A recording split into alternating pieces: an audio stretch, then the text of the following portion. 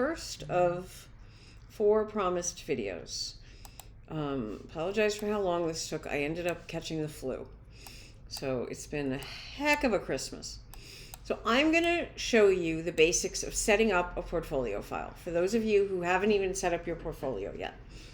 Your portfolios for the upper division get uploaded to a place called Slide Room. Slide Room accepts PDFs. And so for obvious reasons, I am going to suggest to you that you do your portfolio, whether it's upper division or not, in InDesign to create a PDF. All right, so let's start. I'm going to go to inches here in the setup, and I'm going to make my file 16 inches wide by 9 inches high. All right, so that is a horizontal layout, 16 inches by 9 inches. And you say, why is that? That is the classic horizontal layout that looks good on our screens. And most people look at your portfolios on their screens, so you want it to look good. Let me just show you something. If I do that in pixels, there is the pixel dimension. If I do it in inches, it's 16 by 9. All right, now I'm just going to go ahead and create. Now, before we do anything else, let's go to the pages layer. Now, this is set up, I think you can see, as a multiple page document. You see the spine? It's right there. That's not what we want. We want a single page document. So I'm going to go to the document setup, file document setup, and turn off facing pages. That way, each item in your portfolio will sort of take up the correct amount of space. The other thing that I'm going to do, and just stick with me, see here at the top of the pages menu, see how there are 2 of these side by side? These are what are called parent pages. I'm going to grab the one on the left hand side and I'm going to delete it. Okay, we only want one parent page. Pardon me, and you'll see why in a moment. Parent pages are a way to apply something. Hang on, I'm going to take a drink of water. To apply a style or a grid or typography to every single page in the document simply by applying them to the parent page. I'll show you what I mean. I'm going to come up here and I'm going to double click where it says a parent. I'm going to click on that page. So it doesn't look like anything has changed, but at this moment, I am on the parent page. I am not on the first page in the document. I'm on the parent page. So I'm going to put some stuff on this parent page. Let me move this around. Let me get all this stuff out of the way. So here are my pages. And on my parent page, first of all, I'm going to come up here and I'm going to create a grid. Well, hang on a second. First of all, I'm going to make the margin a little deeper. So instead of a 1/2 inch margin, I'm going to make a 1 inch margin. This is all stuff that I'm doing by choice. I'm not suggesting you have to do this, but I want a nice wide margin, lots of luxurious white space around my edges. And now I'm going to make a grid exactly the way I made my grid for my poster. I'm going to come to create layout, create guides. And let's see, I want a pretty wide number of columns. I'll do 6 columns. I'll do 4 rows because this is a, and I will do 1 pica 6, 1 pica 6. And I think you can see that the document just did the math for me. Do you see that? 1 pica 6 equals 1/4 inch. And finally, I want to make sure that I fit my guides to the margins and not to the page. This is all review. Margins, not page. And I'll do this. There's no ruler guides on the page, but I always want to do that just in case I'm redoing it. All right. And voila, here is my grid. This is going to be super helpful going forward.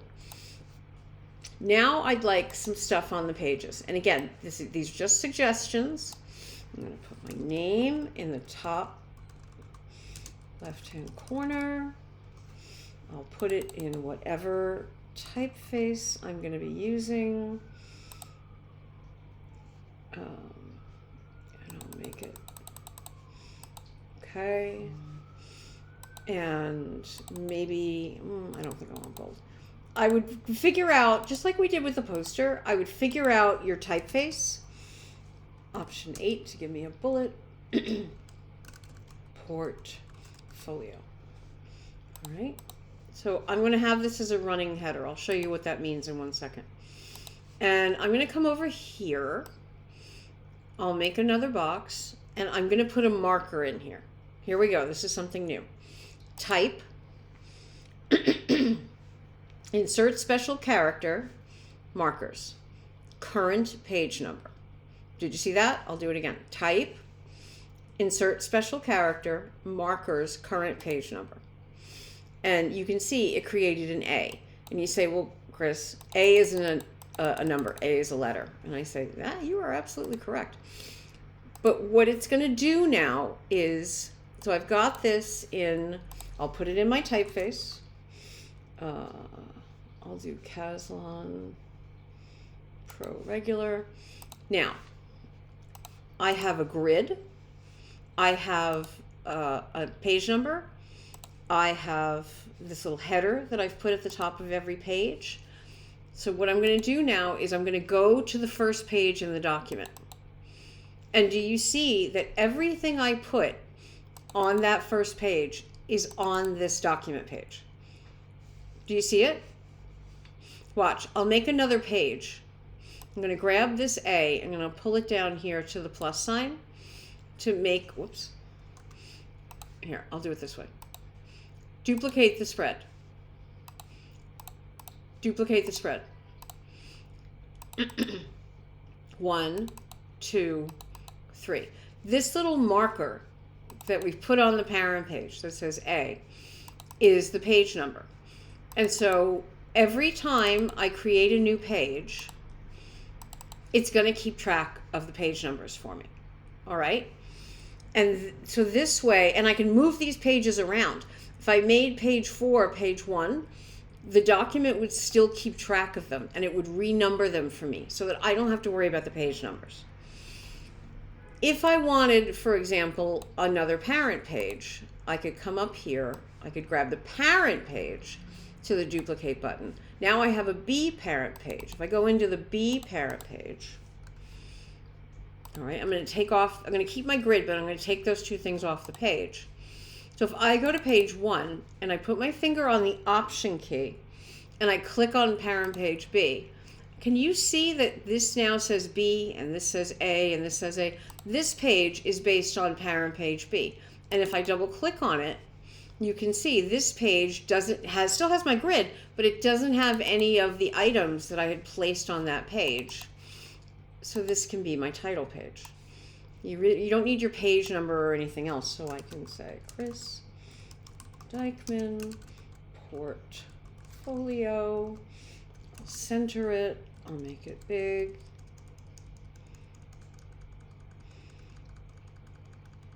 And maybe you want to say portfolio for upper division. Maybe you want to put the date.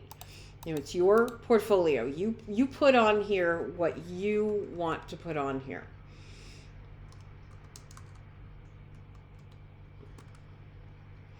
What am I doing? I'm doing big Caslon.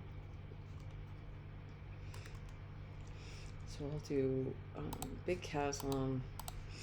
And, you know, maybe I'm gonna make this smaller. And you're gonna design your front page.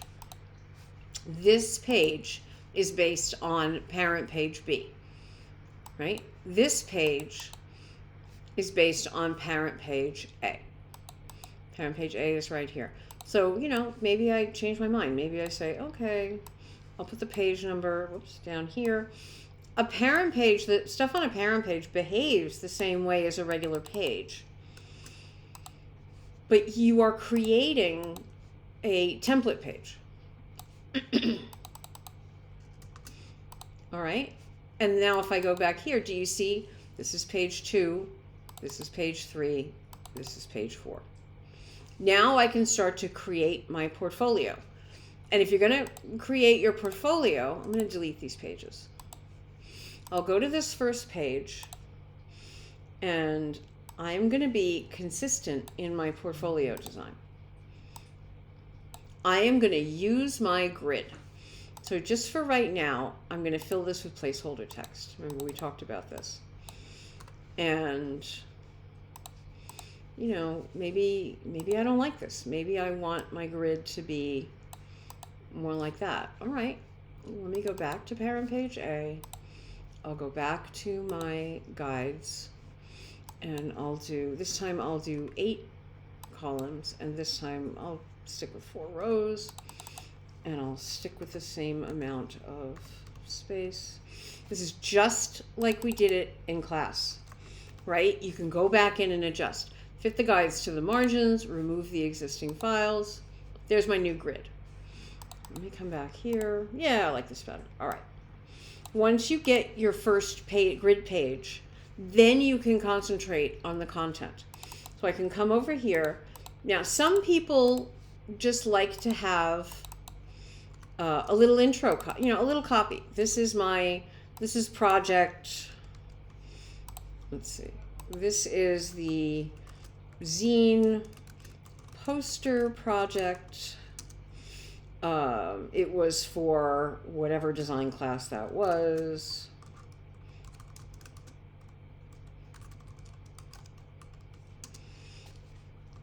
Now I'm going to grab all this copy, and I'm going to go to paragraph, and I'm going to I'm going to use my paragraph space. Listen, everything we learned when we did our poster does not go out the window here. You keep going with the things that I taught you. Paragraph spacing. You can create paragraph styles if you want to. Let's see.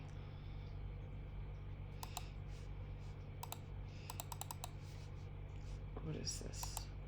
This is minnow. And I'll put this here.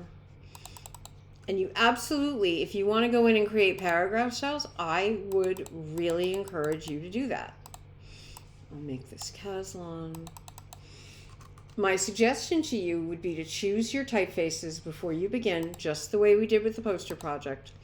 Figure out your grid before you begin, just like you did with your poster project. My point is, in addition to looking at the work that you do, people who look at your portfolio are also going to look at the design of the portfolio itself. So take a minute and come up with a nice grid. Take a minute and come up with some pleasing typography. Now, there are 2 ways to do the description. You can just write a brief description. I wouldn't write more than maybe a concise paragraph here. The other way that you can do it is that you can do problem solution. I showed you that with Anna Catherine's in class, right? The challenge was to develop a zine / poster and then you go on to talk about the parameters of the project. And then in the second paragraph, you can say, I devised this amazing, tribute to salsa dancing. And, I wrote the copy and I did all these things. So you talk about, here's the problem and here is how I solved it. Lots of action verbs. I designed, I created, I made. Keep it simple, but keep it very, very clear. And then for the rest of the page, well, here you go. You could do a grid, right? So I'm going to make these images. I'm going to make them all fit on the grid. And then I'm going to look through all of the images for all of the different assignments. And I'm going to think about which images really tell the story, right? That's what we're doing. We're telling a story. And so I'm just going to put some colors in here so that you can see what I'm doing. Don't put in the same image of the same thing more than once, like 1 image per item. Remember to put in sketches. Remember to put in little pieces of your process so that people understand, hey, this is how I came up with this idea. This is why this looks the way it did. And if you, in the course of creating your project, did something, changed something, went back and tried again, go ahead and put that in there.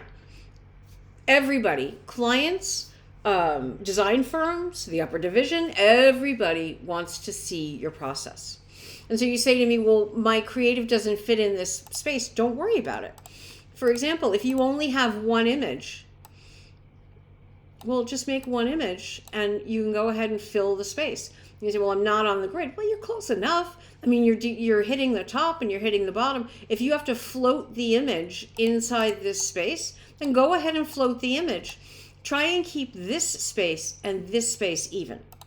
If you have to float something in a space, try and keep the spaces around it even, and you'll be fine. But if you decide on a grid like this, don't do, here, let me show you. So now that I have this page, I'm going to duplicate it. So here's my second page. So for my second page, I'm going to do 3 drop caps, right? And I'll put in some copy about the drop caps. And I'll put in the image of the drop caps, the 3 drop caps. I'm going to do a video on how to how to do that comp that I showed you in class. But maybe that's not what you want. Maybe you just want to have the 3 drop caps. Well, fortunately, you have a beautiful grid with 3 spaces. And you can move that up a little bit. I know you're not on the grid, but you can fake it. And then you could put your sketches down here, right?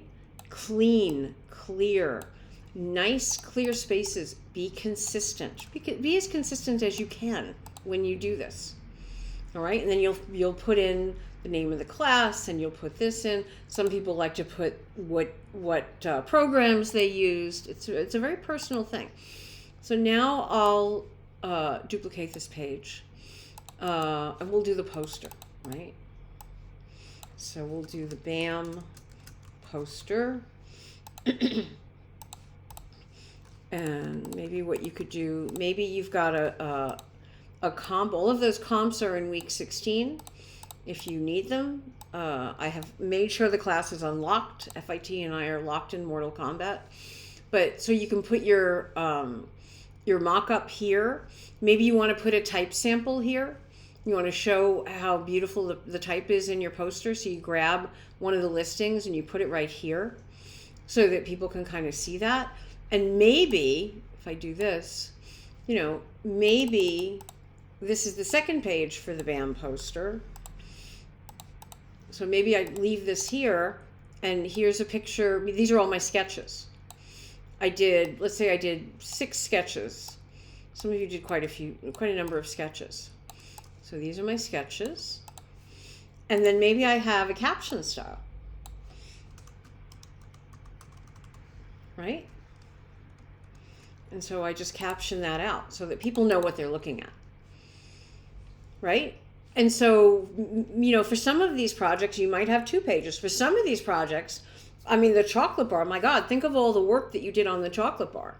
Maybe you want to put in a mood board, right? Maybe you want to put in some of the stuff that it took you to get to the vibe for the chocolate bar. By all means, put that in. And I will point out to you that because the page number was here on the parent page, if I go back to this page that's based on this parent page, you notice that I have these page numbers.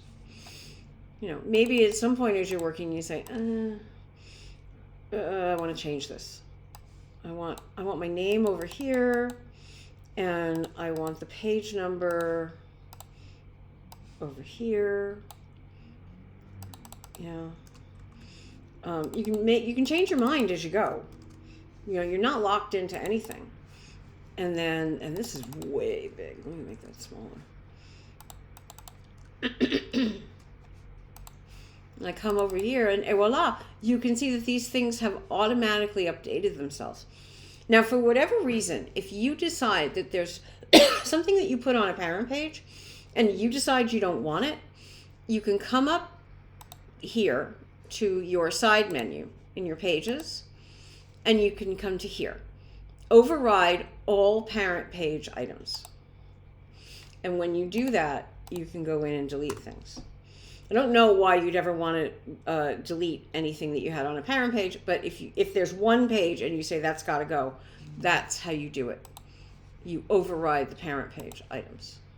And then if I said, oh, I made a mistake, that's not what I want to do, finger on the Option key and click, and I can reload in the parent page items. All right? This is how you begin. You set up a title page, nothing on it, right? I mean, like no page numbers or any footers or anything. You set up a parent page for the rest of the book. Include a page number. I would put my name. It's up to you what you want to put on there. Set up a grid and then stick to the grid. Because watch, if for example, for the 3 drop caps, if I come down here and then the person's paging through your portfolio, let me turn the grid off. Here's her zine. Oh, why did this go down here? Am I supposed to be looking over here? No, they're supposed to be looking over here. Oh, it jumped back up here. That's what you don't want. You don't want things bobbling around on the page. You want consistency. And so when I put stuff together, I am going to use that grid to make sure everything is done consistently on the page. Okay. I'll meet you in the next video. I'll do another short video about making things interactive.